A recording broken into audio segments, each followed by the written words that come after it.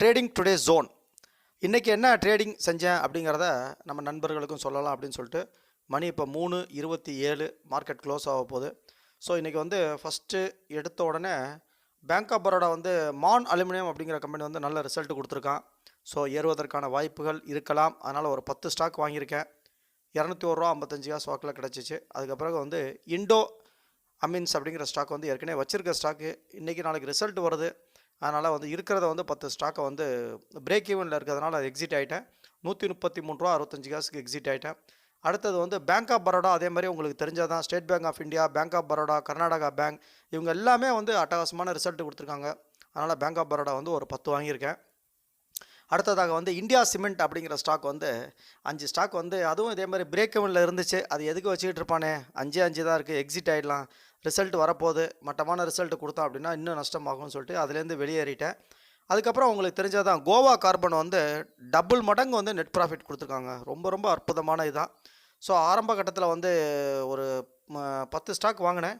But அது 5 stock வாங்கினேன். அது வந்து 558 ரூபாய்க்கு வாங்கி, சரி அதில் ஒரு 168 ரூபா 169 ரூபா 75 காசு லாபம் கிடச்சது. சரி அதை வந்து இன்ட்ராடேவாக கன்வெர்ட் பண்ணிட்டேன், செல் பண்ணிட்டேன். அதன் பிறகு வந்து அடுத்தது வந்து வேறு என்ன ஸ்டாக்கு, ஒரு நிமிஷம்.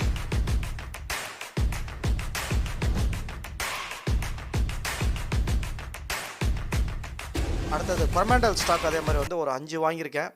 கரண்ட் ரேட் வந்து 943 ரூபா போயிட்டுருக்கு. நான் வாங்கியிருக்கிறது வந்து 954 ரூபாய்க்கு வாங்கியிருக்கேன். இந்த கொரமண்டல் இன்டர்நேஷ்னல் அப்படிங்கிறது நம்ம Murugappa group, TI cycles, EID Parry இதெல்லாம் வச்சுருக்காது. அதுவும் வந்து அட்டகாசமான ரிசல்ட் கொடுத்துருக்கான். நீங்கள் செக் பண்ணி பாருங்கள். அதன் பிறகு வந்து லாஸ்ட்டு ஒரு ஸ்டாக் வந்து இந்த அமிர்தாஞ்சன் ஸ்டாக்கு. எப்போவுமே அமிர்தாஞ்சன் ஸ்டாக் வாங்கினதில்லை, பட் இப்போ நல்லா அவனும் பர்ஃபார்மன்ஸ் நல்லா கொடுத்துருக்கான். அதனால் அவனதையும் வந்து ஒரு 5 அல்லது 10 விலை தான், 5 தான் வாங்கியிருக்கேன். ஒரு ஸ்டாக்கோட விலை வந்து 745 ரூபா 30 காசு. ஸோ இதுதான் வந்து இந்த வெஞ்சுரா செக்யூரிட்டிஸில் வாங்கினது. ஸோ ஈக்குவல் அமௌண்ட்டாக இதே மாதிரி அடுத்ததாக ஏஞ்சல் ப்ரோக்கிங்லும் நெருக்கி அதே மாதிரி வெஞ்சுராவில் என்ன இருக்கோ அதே மாதிரி தான் இதுலேயும் வந்து என்னுடைய மூவ்மெண்ட் இருக்கும். ஸோ இதில் வந்து வந்து பெண்டிங் ஆர்டர்ஸ் என்ன அப்படின்னா, இந்த அஸ்ட்ராஜன் அப்படிங்கிற ஸ்டாக் வந்து ரொம்ப நாளாக வச்சுருக்கேன். இது மாதிரி வந்து ஹை வேல்யூடு ஸ்டாக்கில் வந்துட்டு பொதுவாக இன்வெஸ்ட்மெண்ட் பண்ணக்கூடாது அப்படிங்கிறது ப்ரொசீஜரு. இருந்தாலும் இதெல்லாம் வந்து ஒரு வருஷத்துக்கு முன்னாடி ரொம்ப ஹை வேல்யூவில் கிட்டத்தட்ட 3500 ஒரு 15 ஸ்டாக் இப்படி வாங்கி வச்சுட்டேன். கொஞ்சம் கொஞ்சம் மார்க்கெட் அது ஏறி வர வர விற்றுட்ருக்கேன். இப்போ கூட ஒரு 2 ஸ்டாக் வந்து 3497 ரூபா 40 காசுக்கு வந்து செல் அப்படின்னு சொல்லிட்டு போட்டு வச்சுருக்கேன். வந்தால் அது வந்து நெருக்கி பிரேக் ஈவனில் இருக்கும், அது எக்ஸிட் ஆகலாம் அப்படின்னு சொல்லிட்டு அது செல் போட்டு வச்சுருக்கேன். கடைசி வரைக்கும் அண்ணாத்த வரவே இல்லை. சரி ஓகே, நாளைக்கும் போட்டு பார்ப்போம். ஏன்னா ரிசல்ட் வந்துட்டு இந்த வாரத்துக்குள்ளே ரிசல்ட் வருது. அதனால தான் அந்த ஸ்டாக்லேருந்து கொஞ்சம் எக்ஸிட் ஆகலாம் அப்படின்னு சொல்லிட்டு. அதே மாதிரி டிஎஸ்எஸ்எல் அப்படிங்கிற ஒரு ஸ்டாக் வந்து அட்டகாசமாக ரிசல்ட்டை வந்து கொடுத்துருக்கான், டைனா சிஸ்டம்ஸ் அப்படின்னு சொல்லிட்டு. பட் எடுத்த உடனே அப்பர் சர்க்கியூட்டில் அடிச்சிட்டான் 10%. சரி போட்டு வைப்போம், நம்ம கிடைச்சா கிடைக்கும் அப்படின்னு சொல்லிட்டு போட்டு வச்சுருக்கேன். அது கிடைக்கல, இனிமேல் கிடைக்கலாமா அப்படிங்கிறது தெரியாது. இருந்தாலும் நாளைக்கு பார்ப்போம் அந்த ஸ்டாக்கு. மற்றபடி இன்றைக்கி பொசிஷன் வந்து வெஞ்சுராவில் போட்ட மாதிரியே தான். அமிர்தாஞ்சன் வந்து 5 வாங்கியிருக்கேன். 745 ரூபாய்க்கு வாங்கியிருக்கேன். இப்போ 739 ரூபா இருக்குது. சும்மா ஒரு முன்ன பின்ன ஒரு 28 ரூபா லாஸில் இருக்குது. அதெல்லாம் ஒன்றும் ப்ராப்ளமே கிடையாது. ரிசல்ட் வந்து நல்லா அட்டகாசமாக கொடுத்துட்டு இருக்கிறதுனால நம்ம வந்து கவலையப்படாமல் இருக்கலாம். நிச்சயமாக அமிர்தாஞ்சன் வந்து கொஞ்ச நாள் கழித்து ஏறுவதற்கான வாய்ப்புகள் உண்டு. நீங்களும் ஸ்டடி பண்ணுங்கள். இதெல்லாம் நான் வந்து சும்மா உங்களோட ஒரு எஜுகேஷன் பர்பஸுக்கு தான் நான் வந்து சொல்கிறேன் ஒழிய இதில் வந்து ஏதாச்சும் வந்து நான் பெருத்த லாபம் நஷ்டம் அப்படிலாம் அந்த மாதிரி எண்ணமே கிடையாது. சும்மா ஜஸ்ட் உங்களுக்கு ஒரு எஜுகேஷன் பர்பஸுக்கு தெரிஞ்சுக்கிட்டோம் அப்படின்னு சொல்லிட்டு. பேங்க் ஆஃப் பரோடா அதே மாதிரி தான் வெஞ்சுராவில் வாங்கி வச்சிருந்த மாதிரி இதுலேயும் வந்து ஒரு 10 ஸ்டாக் வாங்கியிருக்கேன். 157 ரூபாய்க்கு வாங்கியிருக்கேன். அவனும் வந்து அப்பர் சர்க்கியூட் அடிக்கிற ரேஞ்சில் தான் இருக்கான். மேலும் ஏறுவதற்கான வாய்ப்பு உண்டு.